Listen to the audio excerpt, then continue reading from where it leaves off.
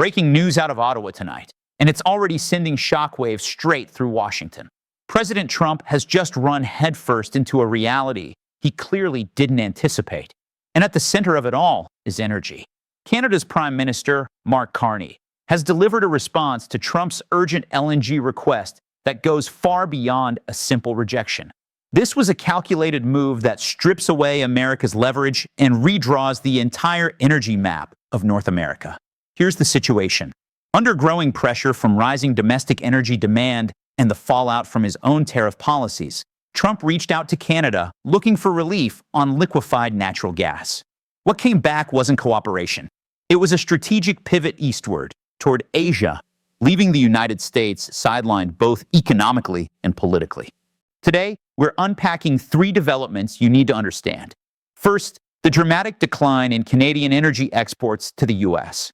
Second, Carney's massive $116 billion nation-building strategy that deliberately bypasses America. And third, the geopolitical shockwave this sends through Trump's 2026 agenda. Let's break it all down. So what actually happened? Let me explain this clearly, because most headlines are missing the real story. On January 10th, 2026, Canada shipped its first ever large-scale LNG cargo directly to Asia from the Kitimat facility in British Columbia. This wasn't an overnight decision. It was the result of a $40 billion project more than 10 years in the making. The LNG tanker Gaslog Glasgow departed for South Korea, officially marking Canada's entry into Asian LNG markets as a major exporter. This wasn't just a symbolic moment. It was the opening move of a full-scale energy realignment. And for the Trump administration, the timing couldn't be worse. Because at the same moment Canada was opening its westward pipeline, its energy flows south into the United States were collapsing. According to data released by Industrial Info Resources just days ago, Canadian natural gas exports to the U.S. averaged about 9 billion cubic feet per day in January 2025. By last Friday, that figure had fallen to roughly 5.4 billion cubic feet per day. That's a 40% drop in less than a year. Let that sink in. This isn't a seasonal fluctuation.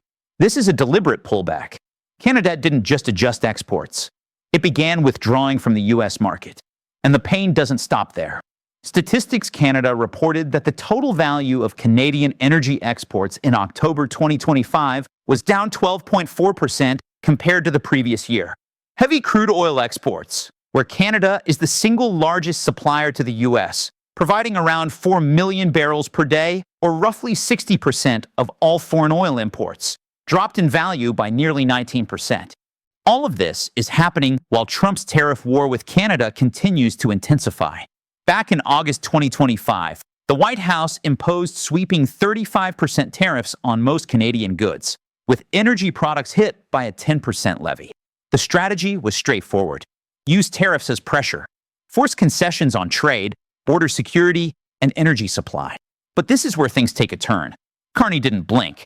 Instead of folding, he announced a long-term plan to cut Canada's trade dependence on the United States in half over the next decade. And unlike political rhetoric, this plan is already in motion, generating revenue from markets Trump can't influence. Now here's the detail most people miss. This isn't improvisation. It's textbook economic counter-leverage.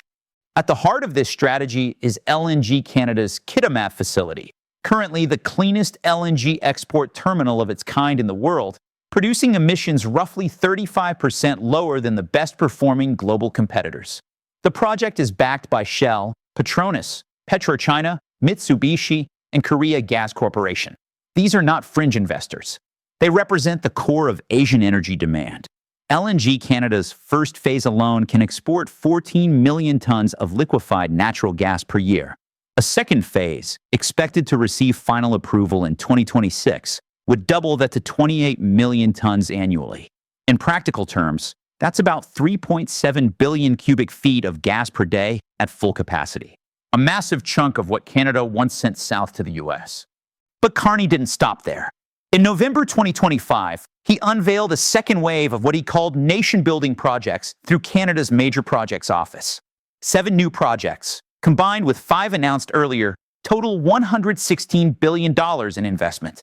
Among them is the KSI Lissim's LNG facility, set to become Canada's second largest export terminal with capacity of 12 million tons per year, all aimed at Asian buyers. Now let's put the economics side by side. Canada currently exports around 8.6 billion cubic feet of natural gas per day to the United States. With LNG Canada fully operational and KSI listings coming online, Canada can redirect enormous volumes to Asia, where prices often run 30 to 40% higher than in North America. So why does this hit Trump so hard? Because U.S. demand for natural gas is rising fast, while production growth is slowing. According to the Energy Information Administration, U.S. dry natural gas output in 2026 is expected to average about 109.1 billion cubic feet per day. That's only a 1.3% increase from 2025, a sharp slowdown from the 4.3% growth seen just 2 years earlier. Translation: supply growth is cooling right as demand explodes from data centers, AI infrastructure, and America's own LNG export terminals along the Gulf Coast. Those terminals need gas feedstock, and they compete directly with power plants, factories, and households. When Canada cuts back exports by billions of cubic feet per day, the pressure shows up in prices. The EIA projects Henry Hub natural gas prices to average around $3.90 per million BTU in 2026, up sharply from near $2 in 2024. Bloomberg is even more aggressive, forecasting prices between $4.50 and $5 by late 2025. Reduced Canadian imports are a major factor in that surge. This situation echoes the oil shocks of the 1970s, but with a modern twist. Back then, Middle Eastern producers used supply cuts as leverage. Today, Canada, America's closest ally and most dependable energy supplier, is using diversification as its weapon. Here's the chain reaction. Trump imposed tariffs. Canada accelerated LNG infrastructure. Asian buyers, desperate for stable supply after Russia's energy weaponization in Europe, signed long-term contracts. Canadian producers found more profitable markets. U.S. leverage disappeared. Think of it this way.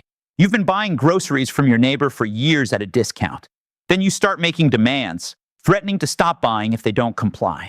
Instead of giving in, your neighbor opens a market that draws customers from across town willing to pay premium prices. Suddenly, you're the one with the problem. That's exactly what's playing out. The infrastructure tells the story. The Coastal GasLink pipeline, a 670-kilometer system, moves gas from Western Canada directly to the Pacific coast. It bypasses the southbound pipelines feeding the U.S. The gas doesn't flow south anymore. It flows west, and the consequences are spreading fast. American households will feel it first. Natural gas heats nearly half of all U.S. homes. With imports down and prices up, winter heating bills are projected to rise sharply. A family in Michigan or Minnesota could see heating costs jump 25 to 30% compared to 2024.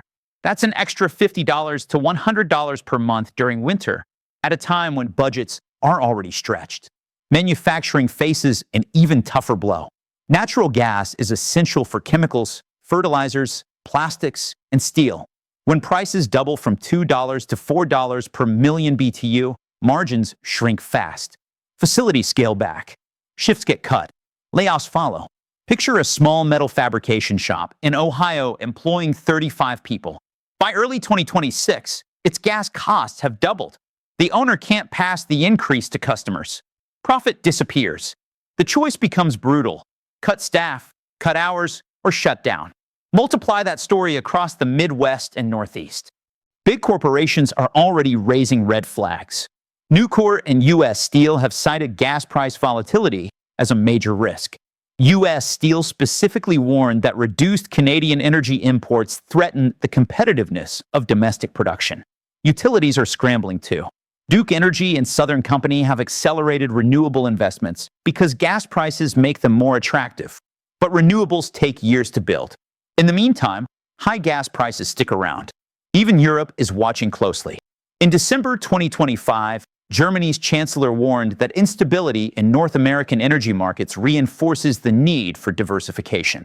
In diplomatic language, that means the U.S.-Canada energy relationship can no longer be taken for granted. Analysts are sounding alarms. Eurasia Group's top risks report for 2026 concluded that Trump's tariff strategy has accelerated, not stopped, Canada's pivot away from U.S. dependence. Energy economist Philip Verleger warned that America is drifting into a situation where its most reliable supplier has structurally reduced exposure to U.S. markets, creating volatility tariffs can't fix. Politically, the backlash is growing. Republican governors in gas-consuming states like Ohio and Pennsylvania have privately pushed back against the White House. Senator Lisa Murkowski publicly stated that tariffs are not a path to energy security. Democrats attempted to block the tariffs through Congress, and while the effort stalled, it revealed bipartisan concern.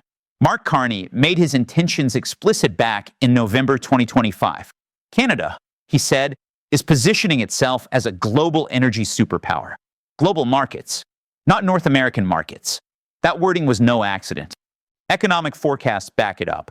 Deloitte's January 2026 outlook projects Canadian growth increasingly driven by non-U.S. trade, even as overall GDP growth moderates.